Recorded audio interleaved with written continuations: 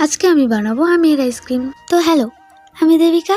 কেমন আছে সবাই? চলে আসলাম আরও একটা ভিডিও নিয়ে। তো প্রথমেই তো আম দুটো ধুয়ে কেটে নিলাম। যেহেতু বাড়ির গাছের, তাই পোকা থাকাটা স্বাভাবিক। আর আমি এটা প্রথমবার ট্রাই করছি, তো কেমন হয় দেখা যাক। পোকা আছে জানতাম, কিন্তু এতটা সেটা ভাবতে পারিনি। তো যাই হোক, অনেকগুলো আম কাটার পর দুটো ভালো বেরিয়েছে। তারপর আমি আম দুটোকে ভালোভাবে ম্যাশ করে নিলাম এবং কড়াইয়ে ম্যাশ করে রাখা আমগুলো দিয়ে একটু নাড়াচাড়া দিয়ে চিনি এবং দুধ দিয়ে জাল করে নিলাম। প্রথমে তো দেখতে ভালোই লেগেছিল, কিন্তু তারপর মুহূর্তেই দুধ ফেটে দই হয়ে গেল।